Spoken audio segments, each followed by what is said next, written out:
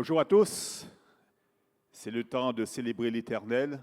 Alors louons Dieu, adorons le Seigneur de tout notre cœur. Nous savons que Dieu siège au milieu de la louange de son peuple.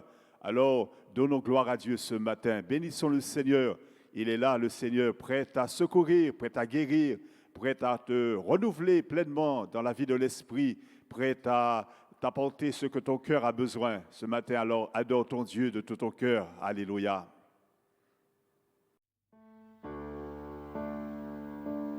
Nous voulons ce matin commencer ce temps en considérant encore Jésus à la croix, particulièrement les deux mains de Jésus qu'il a données pour toi et pour moi. Que le Seigneur nous bénisse.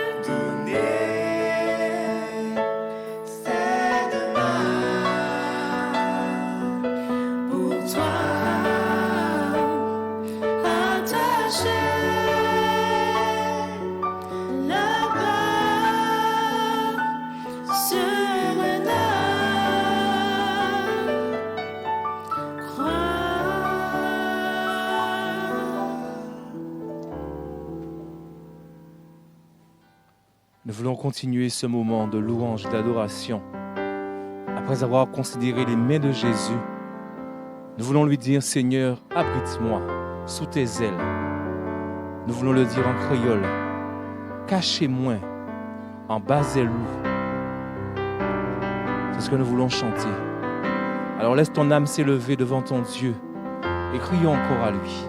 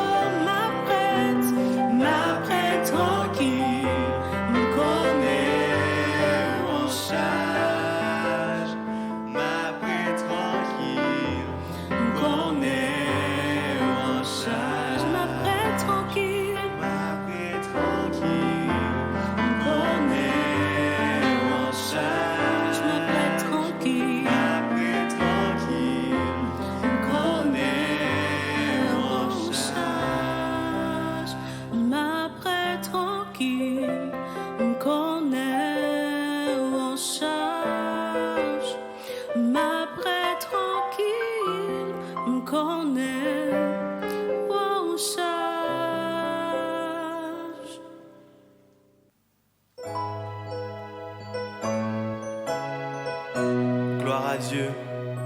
Nous allons continuer dans ces moments Nous allons encore dire Alléluia. Nous allons dire Alléluia, gloire à Dieu.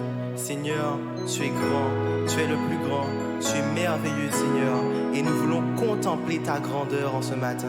Nous voulons vraiment nous concentrer pour exalter et adorer le roi des rois, le Seigneur des seigneurs, celui qui s'est sacrifié à la croix pour nos péchés, qui nous a rachetés par son sang. Alléluia.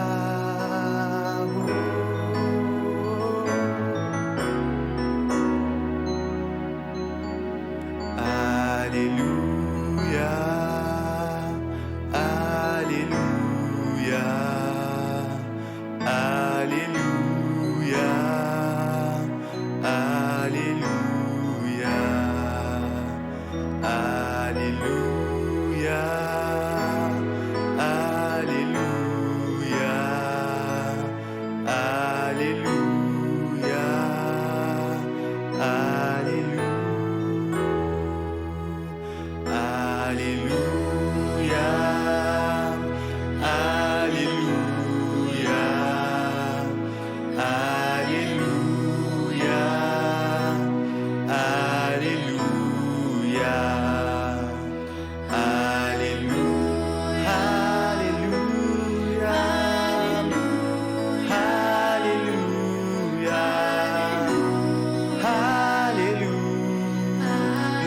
Maintenant, merci Jésus, merci Seigneur pour ta grandeur, merci Seigneur pour ta grâce, merci pour ta fidélité, merci pour ton amour Seigneur. Nous voulons vraiment Seigneur oh Dieu, nous prosterner devant toi Seigneur, pour te remercier pour ce que tu as fait pour nous. Alléluia.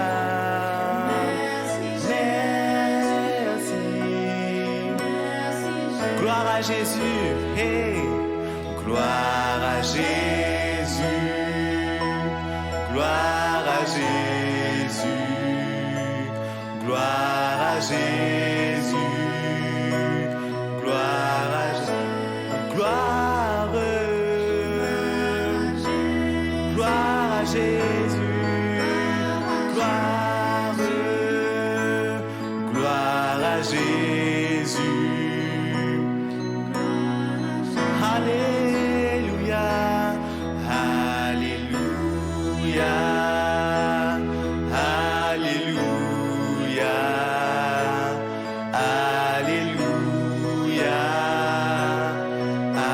Déclarons ce matin, Alléluia, Alléluia à notre Dieu, gloire à notre Dieu.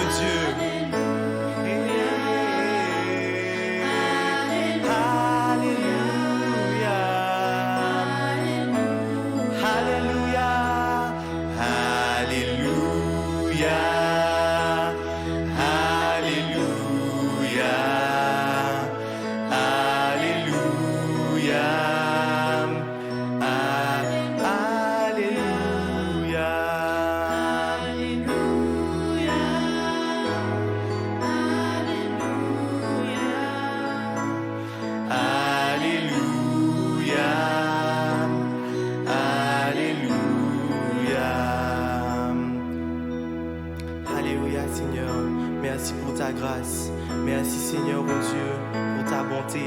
Merci Seigneur pour ton amour. Merci Seigneur parce que tu es présent au milieu de nous. Tu es présent Seigneur, oh Dieu, et tu agis Seigneur. Alors nous allons encore déclarer une dernière fois que tu es présent. Alléluia, tu es présent. Tu es présent. Tu es présent. Tu es présent, tu es présent, tu es présent, agissant parmi nous, dans nos vies, Seigneur, tu es présent. Une dernière fois, tu es présent ce matin, tu es présent, Seigneur. Tu es présent. Alléluia. Tu es présent. Tu es présent.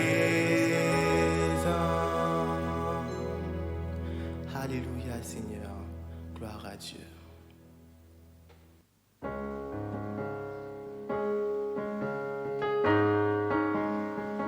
Le chant terminé, loin de la foule, je viens humblement devant mon Dieu, lui apporter mon offrande, ma reconnaissance, lui dire à quel point je l'aime et que je veux garder les yeux fixés sur lui. Amen.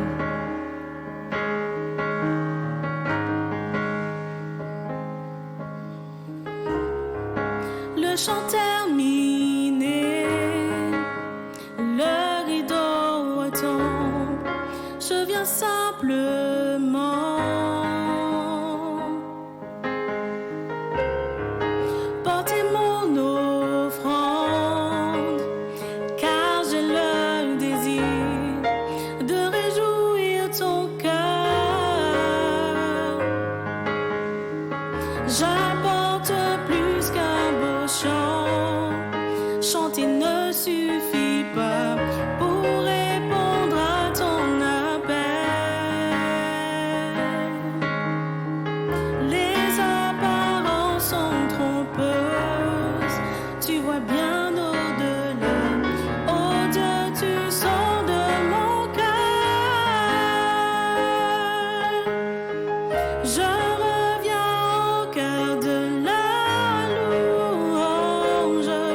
Tout est centré sur toi, centré sur toi, Jésus. Oui, je renonce à tous mes faux semblants pour tout centrer sur toi, centré sur toi, Jésus.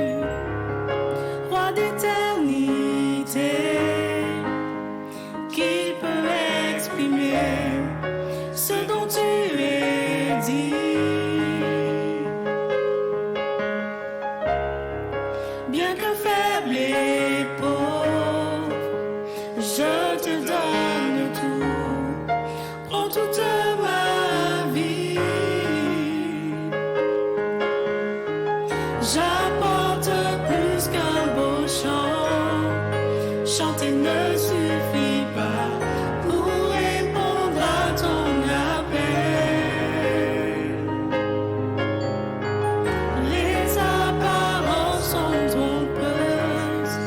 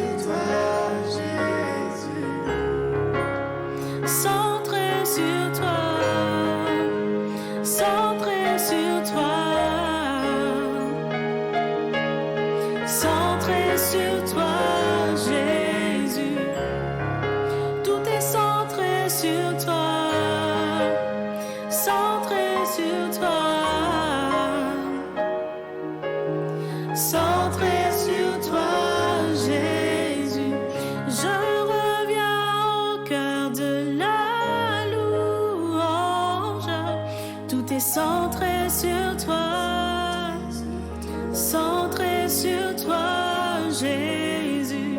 Oui, je renonce à tous mes faux semblants pour tout centrer sur toi, centré sur toi, Jésus.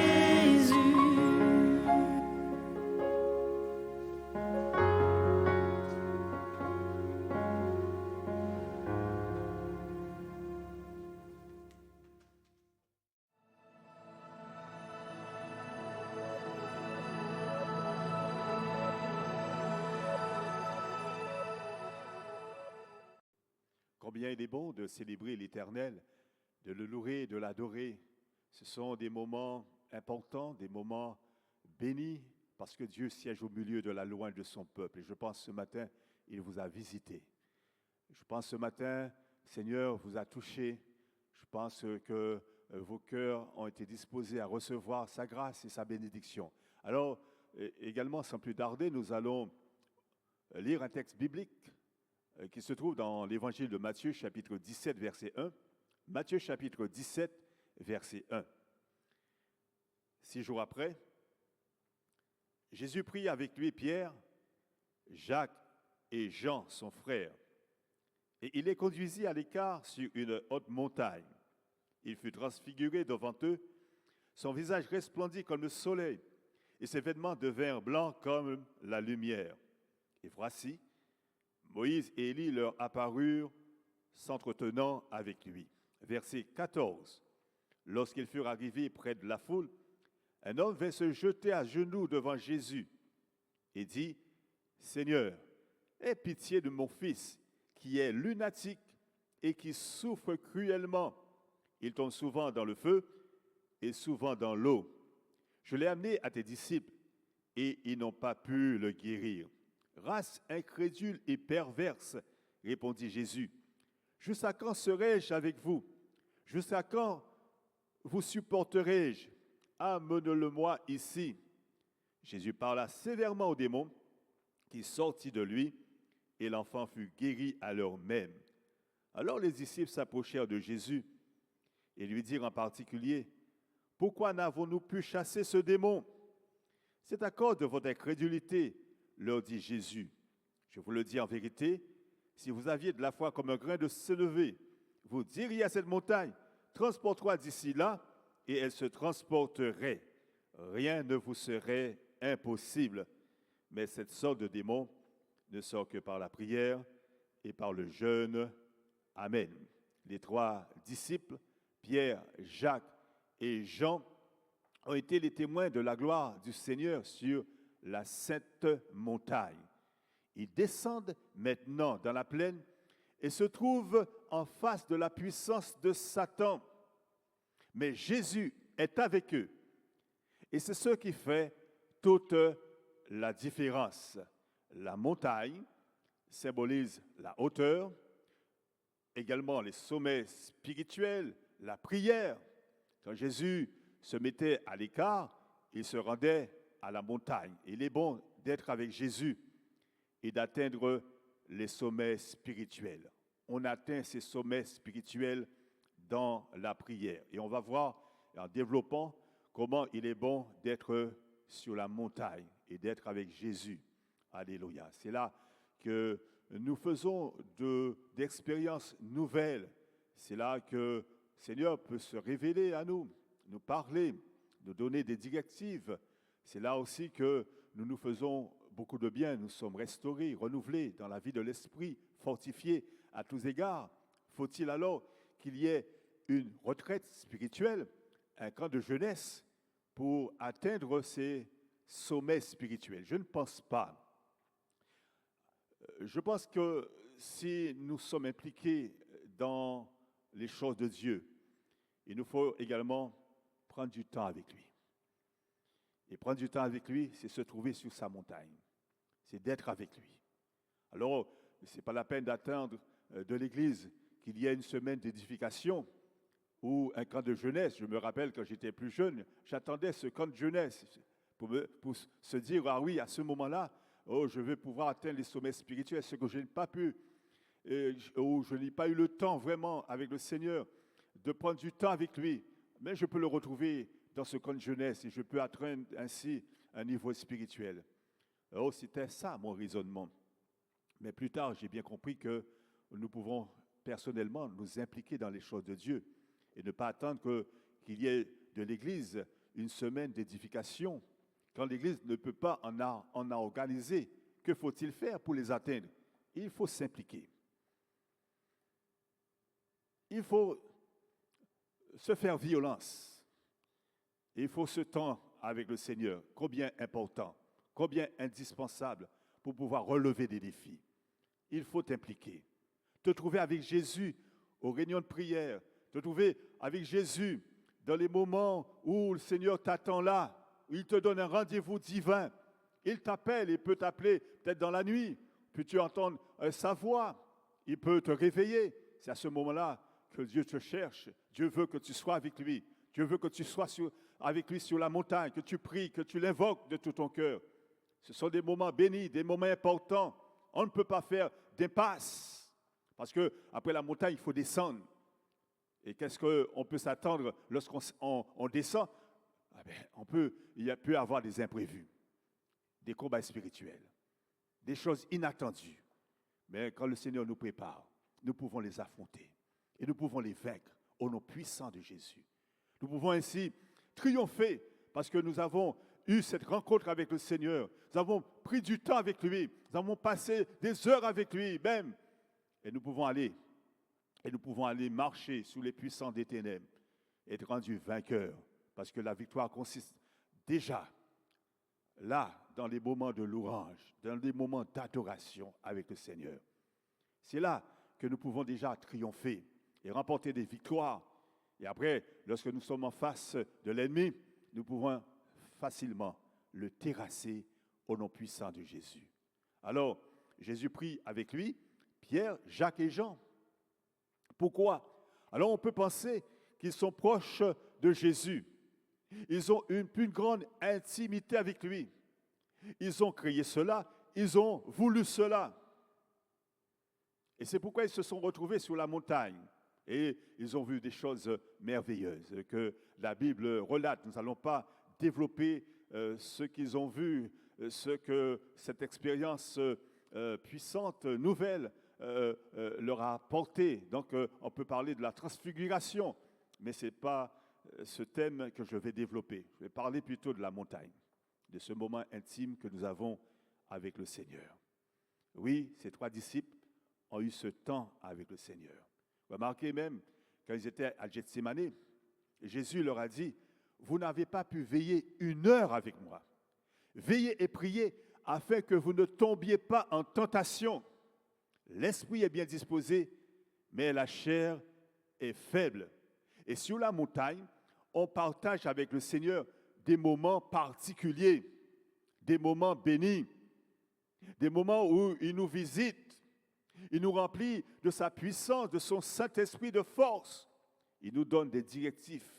Il se révèle à nous. Et ces disciples qui n'étaient pas montés avec le Seigneur sur la montagne, eh bien, ce sont les 9. Il y avait 3 avec Jésus sur la montagne et les 9 autres étaient dans la vallée, dans la plaine. Et ceux-là qui n'étaient pas montés sur la montagne se trouvaient aussi devant une montagne qu'ils n'arrivaient pas à déplacer. Pourquoi? Parce qu'ils étaient face à un enfant possédé d'un esprit démoniaque. Ils étaient là, face aux démons. Et ils n'ont rien pu. Ils n'ont pas pu chasser ce démon. Ils n'ont pas pu guérir cet enfant.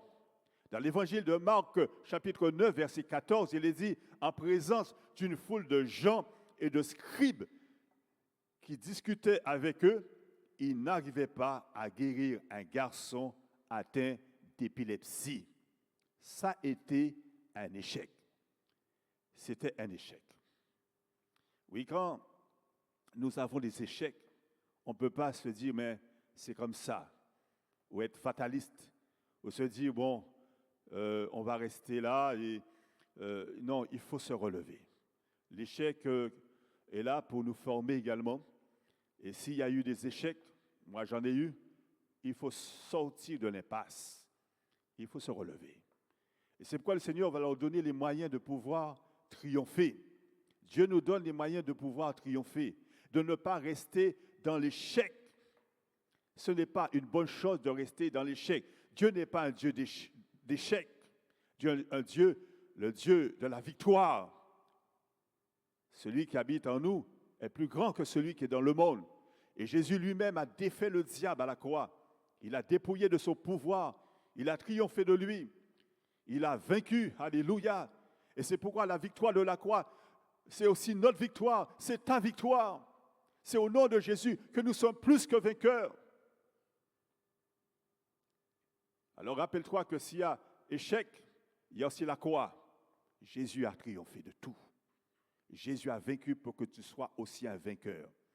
Et que tu marches dans sa victoire. Alléluia. Si Dieu est pour nous, qui sera contre nous? Jésus a vaincu. Jésus a triomphé. Pour que tu sois aussi un vainqueur et que tu marches dans la victoire. Ah, l'échec, oui, peut-être nécessaire, mais il ne faut pas rester à ce niveau. Il faut aller plus loin. Il faut sortir de cette impasse. Il y a eu échec dans ta vie. Il faut maintenant penser à la victoire. Le Seigneur veut que tu sortes de ton échec, de cette situation où tu n'as pas pu, tu n'y es pas arrivé. Il faut sortir de là. Il faut aller plus loin avec le Seigneur. Ce n'est pas ce que Dieu veut pour toi. Dieu a déjà établi un plan, un projet de paix pour toi, et non pas un projet de défaite, de malheur.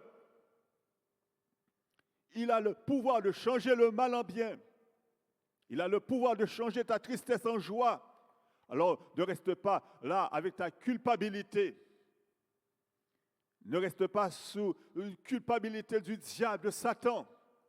Il faut maintenant sortir de là, avec la grâce de Dieu. Remarquez, Dieu a interpellé Gédéon. Si on lit dans le livre des Juges, il était aussi là avec son échec. Et ce qu'ils avaient, Madian passait, ils ravageaient tout. Ils étaient battus. Ils étaient là avec leur défaite. Mais le Seigneur, à un moment, est intervenu. Parce que le Dieu que nous servons est un Dieu vainqueur. Un Dieu vainqueur. Et non pas un Dieu de défaite. Lorsque nous lisons le livre des Juges au chapitre 6, au verset 12, Juges chapitre 6, verset 12, il est écrit, l'ange de l'Éternel lui apparut et lui dit, l'Éternel est avec toi, vaillant et haut. Gédéon lui dit, ah, mon Seigneur, si l'Éternel est avec nous, pourquoi toutes ces choses nous sont-elles arrivées? Et où sont tous ces prodiges que nos pères nous racontent quand ils disent, l'Éternel ne nous a-t-il pas fait monter hors d'Égypte? Maintenant, l'Éternel nous abandonne et nous livre entre les mains de Madian. Voilà ces propos. L'Éternel nous abandonne. Mais remarquez, et on peut le souligner ce verset, verset 12, à la fin du verset 12. L'Éternel est avec toi, vaillant et haut. Et le Seigneur se présente de cette manière. L'Éternel est avec toi. Ensuite, vaillant et haut. Donc, il n'est pas seul. C'est-à-dire, si Dieu est pour nous, qui sera contre nous? Et on peut être assuré de la présence du Seigneur. Parce qu'il a dit aussi, je suis avec vous tous les jours jusqu'à la fin du monde. Et s'il est dans ta barque, s'il est pour toi, qui sera contre toi? Assure-toi qu'il est là. Assure-toi de sa présence. Et s'il le faut, va jusqu'à t'humilier devant lui pour retrouver sa communion, une communion intime et profonde avec lui. À ce moment-là, le Seigneur peut tout. Amen. Il peut changer le mal en bien et ton malheur en bonheur. Assure-toi qu'il est là. Et quand il est là, alors on peut accomplir des espoirs avec lui. Et c'est ce qui s'est passé pour Gédéon. Et Dieu lui dit, l'Éternel est avec toi, vaillant et haut. Et tout de suite, il ne comprend pas. Il ne réalise pas que la présence du Seigneur est une sécurité. La présence du Seigneur nous rend forts et vainqueurs. La présence du Seigneur fait que tout peut changer et que le Seigneur peut nous donner en toutes choses la victoire parce qu'il est un Dieu vainqueur. Mais il ne comprend pas. Il ne comprend pas. Alors, il revient sur son passé. Alors, pour le Seigneur, le passé est passé. Le Seigneur ne revient pas sur ce passé. Il sait déjà, il sait ce qui s'est passé. Il ne fait pas le reproche à Gédéon. Il ne lui rappelle pas son passé. Le passé est passé. Si nous confessons nos péchés, il est fidèle et juste pour nous les pardonner et pour nous purifier de toute iniquité. Il efface nos transgressions, il efface notre passé. Il les oublie, il les jette au fond de la mer. Alors commence pour nous quelque chose de nouveau et quelque chose de beau et de formidable avec le Seigneur. Mais Gédéon ne comprend pas. Il rappelle au Seigneur le passé. Et lui, il rappelle que oui, mais l'Éternel nous abandonne. Au verset 13, à mon Seigneur, si l'Éternel est avec nous, pourquoi toutes ces choses nous sont-elles arrivées? Et où sont tous ces prodiges que nos pères nous racontent quand ils disent, l'Éternel ne nous a-t-il pas fait monter hors d'Égypte? Maintenant, l'Éternel nous abandonne et nous livre entre les mains de Madian. Voilà ses propos, les propos défaitistes. Il est encore dans la défaite. Il est assis dans la défaite. Il ne pense pas à la victoire. Il ne pense même pas sortir de là, alors que Dieu est là. Et que le Seigneur lui dit, il est là. Il est là. L'Éternel se tourne avec lui. Il lui dit, l'Éternel est avec toi. Je suis avec toi. Mais il ne comprend pas le langage du Seigneur. Et lorsqu'il a parlé de cette manière, Dieu est un Dieu patient. Et Dieu va lui faire comprendre que quand il est là, nous pouvons tout pleinement à lui. Quand il est là, c'est à ce moment que nous remportons des victoires. Quand il est là, l'échec, et nous sommes, et si tu es dans l'échec, ton échec devient maintenant réussite. Ce n'est plus l'échec avec le Seigneur, c'est la victoire et c'est la réussite. Alors, au verset 14, l'Éternel se tourne vers lui et dit, va avec cette force que tu as, va. Alors que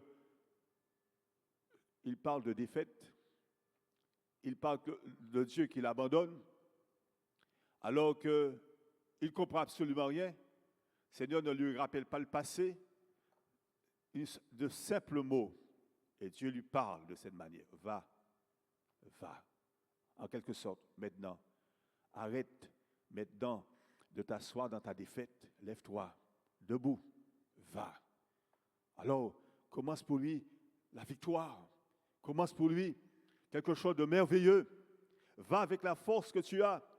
Et le Seigneur lui dit, plus loin, c'est toi, oui, délivre. Il lui dit, délivre. L'Éternel se tourne vers lui et dit, va avec cette force que tu as et délivre Israël de la main de Madian. N'est-ce pas moi qui t'envoie? N'est-ce pas moi qui t'envoie? Et Dieu est appelé à lui rappeler qu'il est là. C'est pourquoi Dieu lui dit également, je suis là. L'Éternel se tourna vers lui et dit, va avec cette force que tu as. Et puis loin, verset 16, l'Éternel lui dit, mais je serai avec toi et tu battras Madian comme un seul homme. Amen. S'il est là, c'est qu'il peut tout. Tu battras, tu vaincras. Tu seras le plus fort. Maintenant, c'est toi le plus fort. Je suis avec toi pour que tu sois le plus fort. Que ton ennemi soit vaincu, que ton ennemi soit terrassé, que ton ennemi soit par terre. Et la victoire est assurée aux chrétiens fidèles. Bon, qu'était David armé de sa seule fronde face à Goliath? Rien. Et que sommes-nous face à Satan, face au Covid, face aux attraits de ce monde, face aux tentations, face à l'adversité? Rien. Que sommes-nous? Rien. Mais si nous sommes fidèles, et si nous comprenons que le Seigneur est là, si nous réalisons qu'il est là, sa présence est une réalité, alors nous pouvons plus que jamais vaincre l'adversité. Et nous remportons à ce moment des victoires, car celui qui est avec nous est plus fort que tout ce qui est contre nous. C'est à ce moment-là que nous réalisons que Dieu peut tout. Sa présence nous transforme. Sa présence nous rend forts. Sa présence nous assure de la victoire. Alléluia. Alors ce matin, prends courage. Christ a vaincu et par lui, tu as la victoire par la foi. Le Seigneur a parlé beaucoup de victoire. Il ne veut pas que son enfant soit dans la défaite.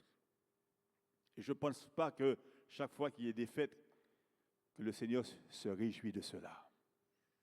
Je pense qu'il est triste de voir quand son enfant baisse les bras, se trouve par terre, n'arrive pas à triompher dans ses luttes et dans ses combats spirituels. Et c'est pourquoi on le voit aussi blâmer plus tard les disciples, mais leur donner la solution également. Alors si c'est ton cas ce matin, si dans tes luttes contre l'adversaire, quand il vient dans la nuit et quand tu dors, il vient pour t'oppresser, t'attaquer, rappelle-toi que le Seigneur est là, que tu as son nom, tu portes son nom, et qu'au nom de Jésus, les démons fuient. Alors tu peux à ce moment-là crier au nom du Seigneur, parler au Seigneur et chasser ce démon. Au nom de Jésus, il fuira loin de toi. Tu as reçu son autorité, tu as reçu son pouvoir. Tu es un vaillant héros. Va avec la force que tu as pour vaincre l'adversaire. Va avec la force que tu as pour triompher de lui.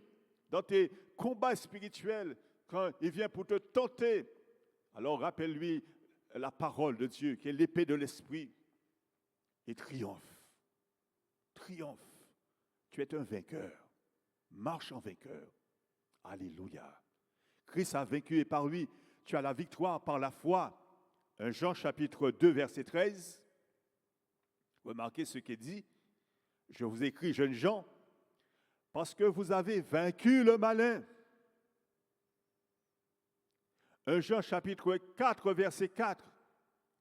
Vous, petits enfants, vous êtes de Dieu. Et vous les avez vaincus, parce que celui qui est en vous est plus grand que celui qui est dans le monde. 1 Jean chapitre 5, verset 4. Car tout ce qui est né de Dieu triomphe du monde, et la victoire qui triomphe du monde, c'est notre foi. Amen. Et que dit 2 Corinthiens chapitre 2, verset 14? On peut le lire ensemble. 2 Corinthiens chapitre 2, verset 14. Grâce soit rendue à Dieu qui nous fait toujours triompher en Christ. On reprend. Grâce soit rendue à Dieu qui nous fait toujours triompher en Christ. Amen. Qui nous fait toujours triompher en Christ. Seigneur, nous parle de victoire. Alors, armons-nous de la parole de Dieu, bien-aimés. Vaquons à la prière. Revêtons-nous de foi et rendons grâce à Dieu qui nous fait toujours triompher en Jésus-Christ. Amen. Il nous fait toujours triompher en Jésus-Christ. Je ne sais pas quel est ton combat. Seul le Seigneur sait. Je ne sais pas quelles sont tes heures de combat, de difficulté, par quel chemin tu passes, ce que tu subis en ce moment. L'opposition, l'oppresseur est là. Les tentations sont là, t'assaillent. L'adversité est là. Mais triomphe ce matin. Prends la victoire au nom puissant de Jésus. Marche en vainqueur. Marche la tête haute. Le Seigneur est là. Et comme il est là, il t'assure sa victoire. Tu es un vainqueur. Marche en vainqueur. Il nous fait toujours triompher en Jésus-Christ. Ce n'est pas le moment de baisser les bras, ni de t'apitoyer sur ton sort, ni penser que mais c'est trop fort pour moi, c'est trop dur, je n'arriverai pas. Et que la honte aussi gagne ton cœur et tu n'as même pas envie d'aller à l'église. Ce n'est pas le moment. Ressaisis-toi ce matin. Recherche ton Dieu. Prie ton Dieu. Invoque-le avec sincérité de cœur et il agira. Seigneur va dire à Gédéon, va avec cette force que tu as et délivre. Non seulement il le relève, non seulement il lui dit, il faut que tu sortes de ta défaite. Maintenant, il lui dit oui, tu battras Madian, mais il lui dit, délivre. Il lui donne une tâche, un ordre, un service. Il l'envoie maintenant délivrer. C'est pourquoi Dieu veut introduire l'Église dans un ministère de délivrance. Et s'il ne peut pas le faire par nous, par qui le fera-t-il? Il nous introduit dans un ministère de délivrance. Alors nous pensons, oui là, je ne peux pas, c'est trop fort pour moi. Mais Dieu te dit ce matin, relève-toi. Va avec la force que tu as et délivre. Je te délivre pour que toi aussi tu délivres les autres. Je te donne ainsi de pouvoir délivrer les autres. Oui, il nous a donné son pouvoir, son autorité, de marcher sous toute la puissance des ténèbres et rien ne pourra nous nuire. Au nom puissant de Jésus, nous avons la victoire. Tu as la victoire. Et le Seigneur nous envoie dans le monde pour que nous soyons des libérateurs qui, au nom de Jésus, guérit les malades, ressuscite les morts, purifie les lépreux, chasse les démons. Alléluia. C'est ça ce ministère de délivrance. Quelquefois, l'Église regarde. On est comme des spectateurs. Mais Dieu nous introduit dans un ministère de délivrance. C'est à nous de délier les personnes qui sont sous l'oppression des ténèbres. S'il y a dans ta maison ton enfant qui est là, lié par toutes sortes de passions, de vices, par la drogue, Dieu t'appelle à prendre courage. Ce n'est pas évident. Où l'ennemi s'est introduit dans ta maison, où l'ennemi ainsi a saisi ton fils ou ton mari, où ça ne va pas, où le combat est rude. Alors à ce moment, le Seigneur est là. Rappelle-toi qu'il est là. Assure-toi de sa présence. Il ne va jamais te laisser seul, ni te donner quelque chose qui soit au-dessus de toi, impossible à réaliser. Cela prendra le temps qu'il faut, mais tu as la victoire.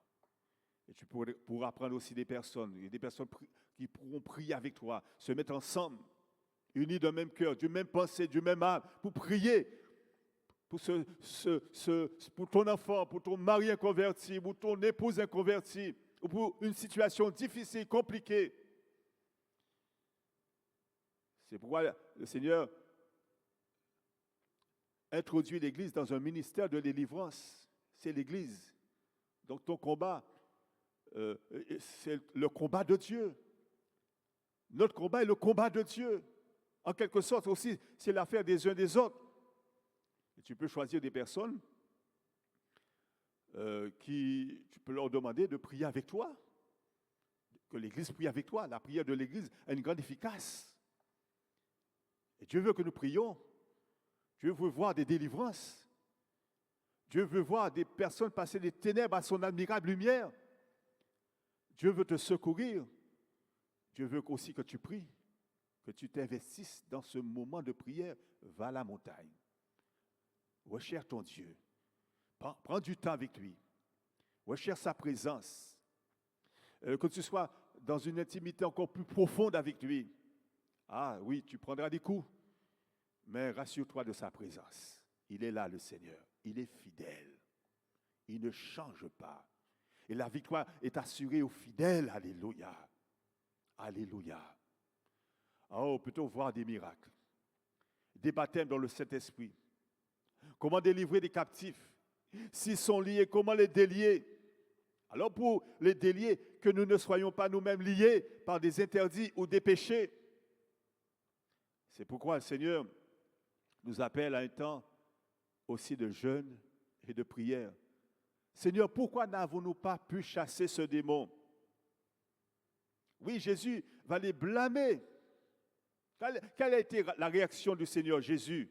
Dans Matthieu chapitre 17, verset 20, il va les blâmer. Jésus a été déçu. Jésus laissa voir sa déception devant leur incrédulité. Ils n'ont pas pu. Mais la raison aussi, c'est qu'ils n'étaient pas avec Jésus sur la montagne. Ils n'avaient pas ce temps dans la prière. Ils n'étaient pas dans son intimité. Donc, ils n'avaient pas de profondeur.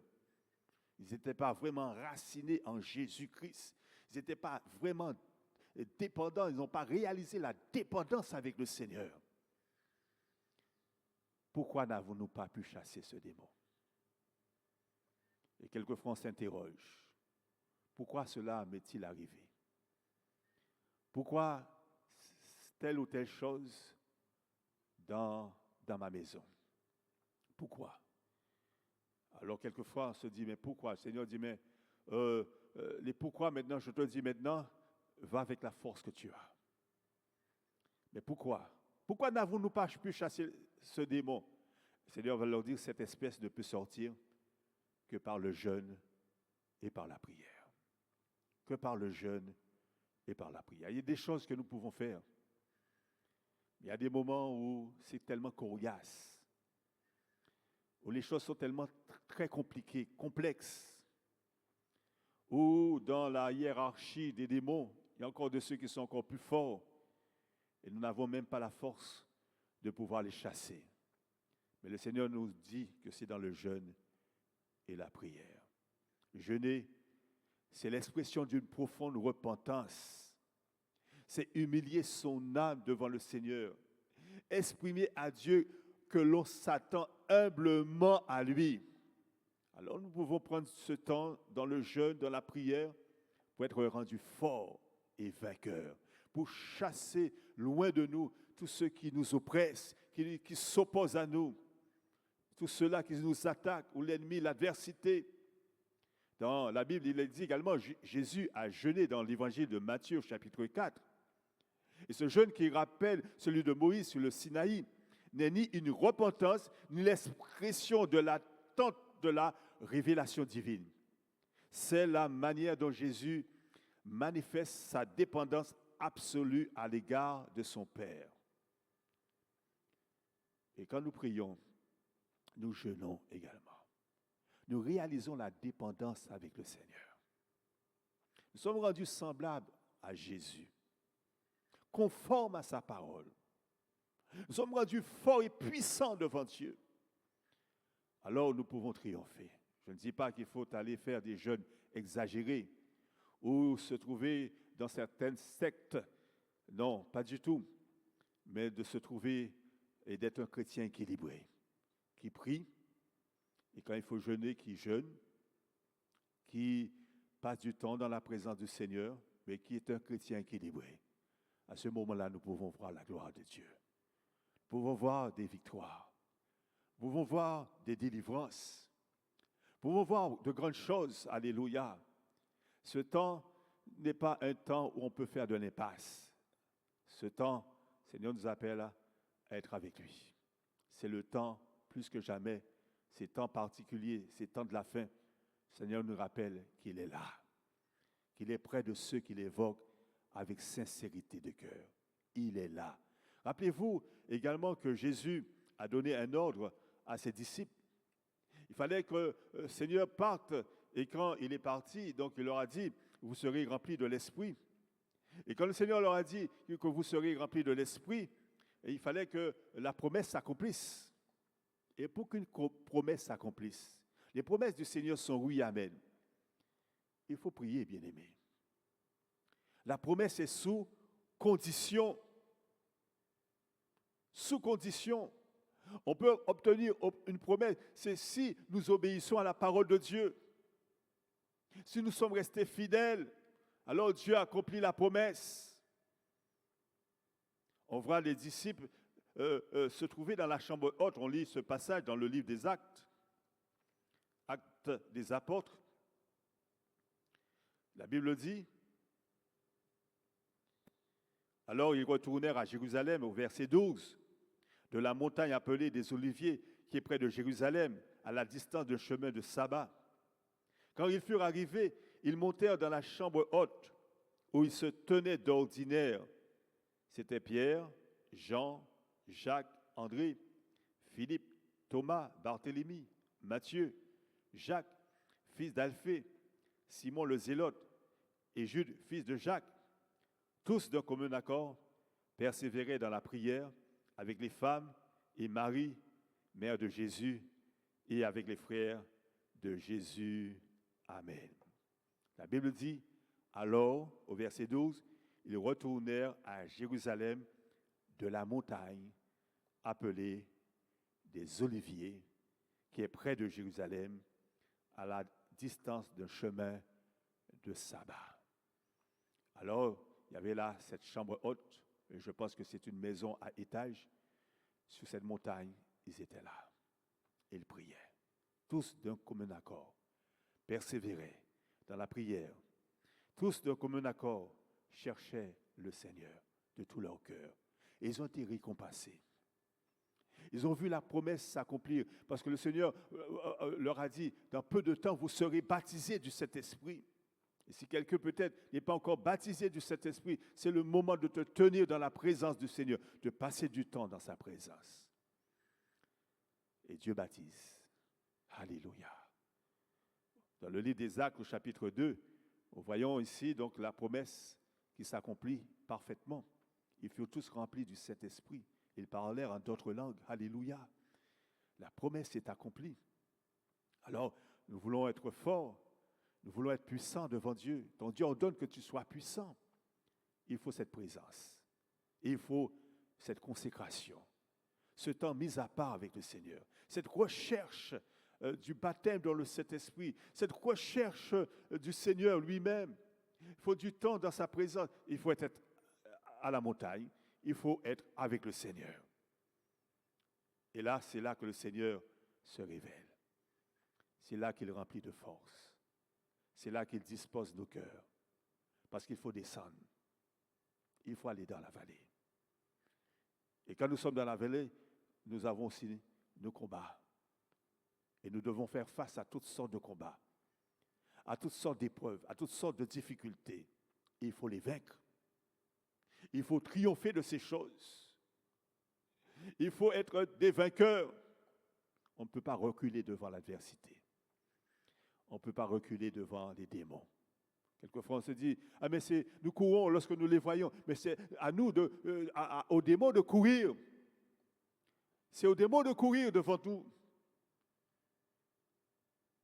Et c'est pourquoi Dieu nous appelle à une vie de prière, à être sur la montagne, à passer du temps dans sa présence.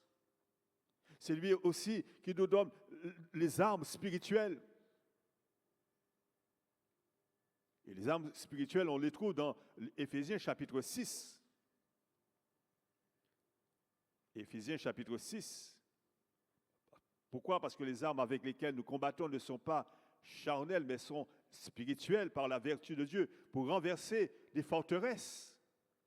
Nous n'avons pas à lutter contre tous ces mirages que nous voyons, contre tous ces hélicoptères, contre les bombes.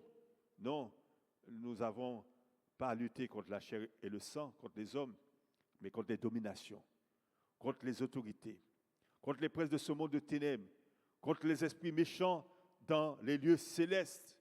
Ce sont ceux-là que nous devons combattre dans la foi et dans la prière. La Bible dit au verset 11 du chapitre 6 d'Éphésiens, « Revêtez-vous de toutes les armes de Dieu, afin de pouvoir tenir ferme contre les ruses du diable, car nous n'avons pas lutté contre la chair et le sang, mais contre les dominations, contre les autorités, contre les princes de ce monde de ténèbres, contre les esprits méchants dans les lieux célestes. C'est pourquoi prenez toutes les armes de Dieu, afin de pouvoir résister dans le mauvais jour et tenir ferme après avoir tout surmonté.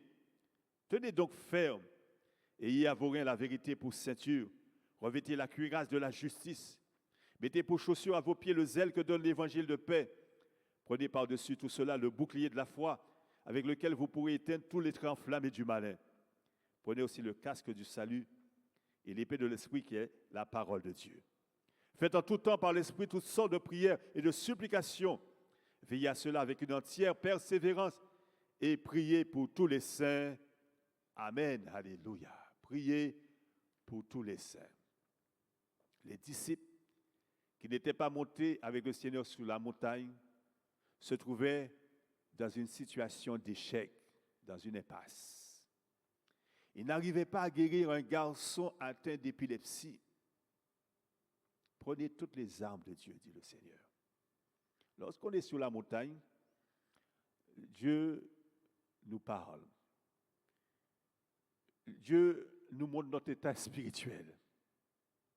Et quand nous jeûnons, c'est là que nous voyons ce que nous sommes vis-à-vis du Seigneur. Ayez à vos reins la vérité pour ceinture. Le Seigneur veut que tu sois vrai. Il est la vérité. Jésus est la vérité. On ne peut pas être un chrétien qui n'a pas un cœur vrai et qui a dans son cœur que des détours. Il n'y a pas de vérité ou bien des demi-vérités. Ça, tout cela appartient au diable. Les détours et les demi-vérités. Le diable aussi a ses armes. Quelles sont ses armes? La Bible dit, il est le père des mensonges. Il ne se tient pas dans la vérité. Voilà cette arme qu'il utilise. Alors je ne peux pas être un chrétien et qui a un cœur trouble, un cœur double. C'est-à-dire, je vais lui donner le bâton par lequel il va me frapper. Et c'est avec ce bâton qu'il va me frapper. Pourquoi? Parce que j'utilise son arme. Or, le chrétien n'est pas appelé à utiliser l'arme du diable. Il est passé des ténèbres à l'admirable lumière du Seigneur. Il n'est plus dans le camp du diable, il est dans le camp du Seigneur. Donc, il ne peut pas parler n'importe comment. Il faut qu'il soit vrai. Vrai avec Dieu, vrai avec lui-même, vrai avec son entourage. Il ne peut pas faire le jeu du diable non plus. C'est pourquoi le Seigneur dit, revêtez-vous de toutes les armes de Dieu, et non pas des armes du diable. Mais c'est sur la montagne, dans le jeûne, dans la prière, que Dieu nous façonne, que Dieu nous visite, que le Seigneur ainsi parle à nos cœurs. Il nous délivre de nous-mêmes, de la chair, de cette chair. C'est quoi Paul a dit? Si je vis, ce n'est plus moi qui vis, c'est Christ qui vit en moi. J'ai été crucifié avec Christ. Et il va ajouter, nous ne donnons aucun avantage à l'adversaire. Donc il ne peut trouver aucune faille en moi.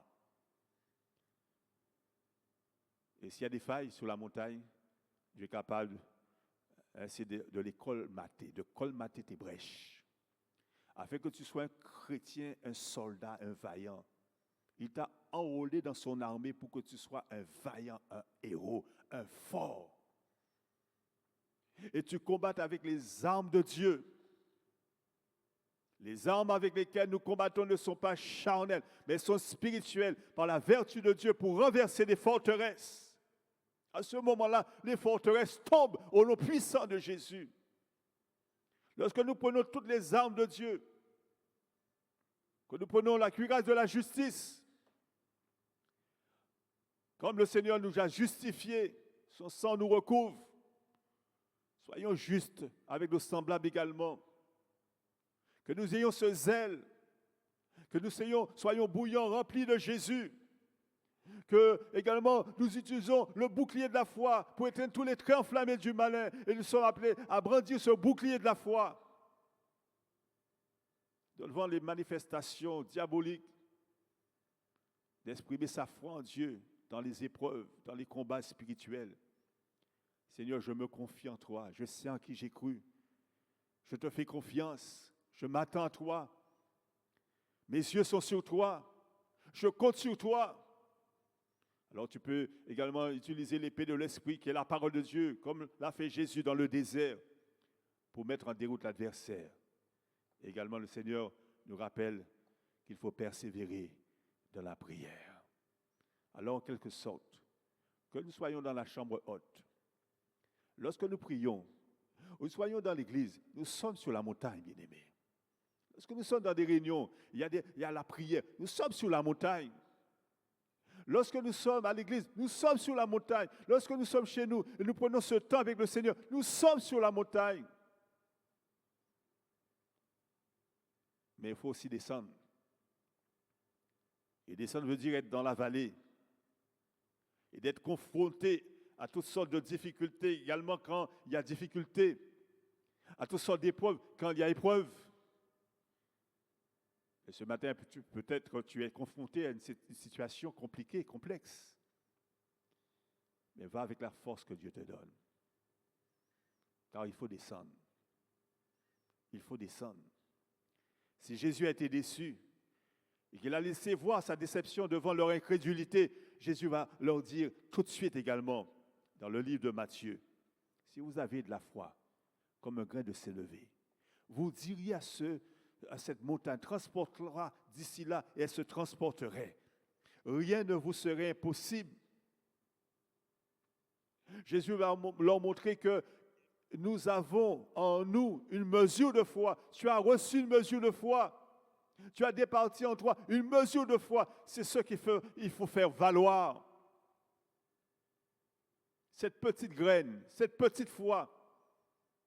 Et même si elle est petite, elle peut déplacer les montagnes. Et tu es capable de déplacer les montagnes, en quelque sorte les difficultés qui sont là. Les choses difficiles qui sont là, compliquées qui sont là. Si vous avez de la foi comme un grain de sénévé, alors rien ne vous serait impossible. Que ce matin, que Dieu vienne à ton secours, au secours de ton incrédulité. Il convient que ton état spirituel soit en harmonie avec la parole. Dieu se plaît à honorer ceux qui croient en lui. Et la foi la plus petite est capable de transporter des montagnes, de vaincre les obstacles les plus imposants. C'est possible, car tout est possible à celui qui croit. C'est possible. Rien n'est impossible à celui qui croit. Alléluia. Et c'est pourquoi le Seigneur a commencé à leur dire, mais il faut que vous manifestiez votre foi et votre foi en moi. Si vous avez de la foi, la chose est rendue possible. Rien ne vous serait impossible. Si vous aviez de la foi, et ces 9 autres disciples qui n'étaient pas sur la montagne, n'ont pas pu chasser le démon. Pourquoi? Parce qu'ils n'étaient pas sur la montagne, n'avaient pas joui de la communion avec Jésus et les personnes divines qui étaient Moïse et Élie. Ils s'étaient confiés en leur propre capacité. S'ils étaient assidus à la prière, s'ils étaient présents là, là où était Jésus, s'ils avaient goûté combien le Seigneur est bon, s'ils avaient prié comme Jésus leur en avait souvent donné l'exemple, Dieu aurait répondu, car il exhorte la prière faite avec foi. Jésus va leur reprocher leur manque de foi et d'ajouter cette sorte de démon ne sort que par la prière et par le jeûne. Non seulement que tu manifestes ta foi, il y a des moments aussi de temps de prière et de jeûne pour pouvoir vraiment triompher. Alors la victoire dans les batailles spirituelles appartient à celui qui est prêt à payer le prix d'une discipline spirituelle dans la prière et dans le jeûne. Prière et jeûne. Mais toujours dans l'équilibre, car Dieu est un Dieu équilibré. Prière et jeûne. Ça ne va pas? Ça paraît trop difficile pour toi? Dieu t'appelle à prier. Dieu t'appelle à jeûner, sans faire d'excès. Dieu t'appelle à triompher. Et si toi, tu abandonnes, ou si l'Église abandonne les voies que le Seigneur lui indique, elle ne peut plus remplir sa mission. C'est-à-dire d'être la lumière qui resplendit au milieu des ténèbres. L'Église du Seigneur, c'est la colonne et l'appui de la vérité. On n'est pas des religieux ou une association humaine à caractère religieux. Maintenons-nous dans la prière. Maintenons-nous sur la route du Saint-Esprit. On ne peut pas remplacer par de l'humain, par du culturel, par de l'intellect, les dons, les révélations, l'inspiration de la puissance. Il ne faut pas dévier de ce chemin. C'est Jésus qui l'impose. Cette sorte de démon ne sort que par la prière et par le jeûne. Où ta difficulté, ton problème, c'est la prière et le temps de jeûne. Il ne faut pas dévier de ce chemin, sans faire d'excès. Ne négligeons en rien ce que le Seigneur a institué pour son peuple.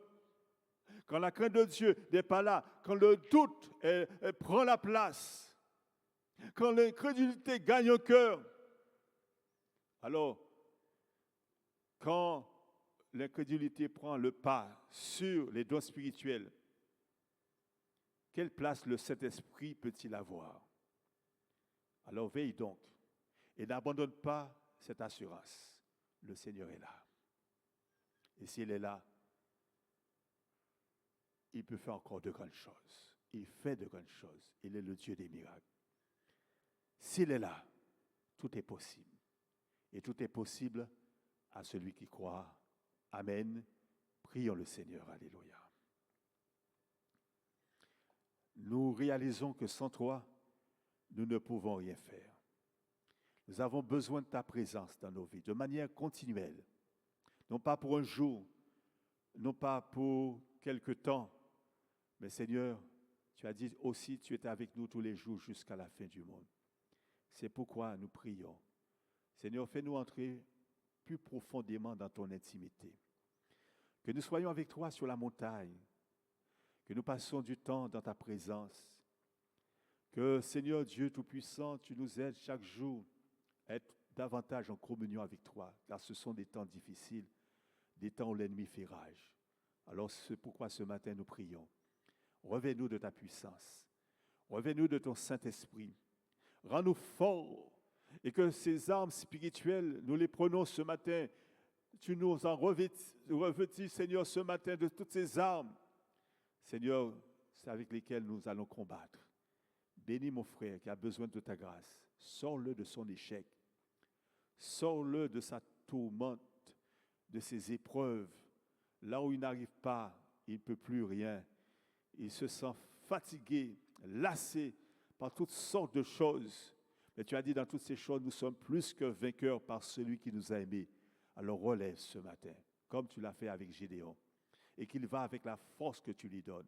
Qu'il se relève. Et nous prions dans le nom de Jésus, qu'il soit un combattant, un soldat, qu'il se relève victorieux maintenant. Et qu'il marche avec ta victoire. Car ta victoire à la croix est sa victoire également. Qu'il triomphe. Il marche en vainqueur au nom puissant de Jésus.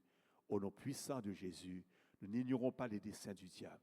C'est pourquoi nous chassons loin de nous, loin de ceux-là qui passent, oh Dieu, par des combats bien particuliers. Nous chassons loin d'eux toutes ces actions des ténèbres, tous ces esprits malins et méchants, tous ces esprits pervers, tous ces esprits diaboliques que nous commandons de se retirer d'eux, de se retirer. Nous les délions, ceux-là qui sont pris, qui sont là comme prisonniers du malin. Leurs chaînes tombent au nom de Jésus. Leurs liens sont rompus au nom de Jésus. Nous les délions dans le nom puissant de Jésus et nous les renvoyons libres au nom de Jésus. Au nom de Jésus, qu'ils soient délivrés de tout puissant des ténèbres. Dans le nom de Jésus. Nous chassons ces démons-là et nous leur commandons de ne plus revenir, qu'ils sortent de là. Esprit méchant, malin, tu sors de sa vie au nom de Jésus et nous proclamons sa délivrance. Seigneur, tu libères, tu délivres au nom puissant de Jésus. Amen. Amen.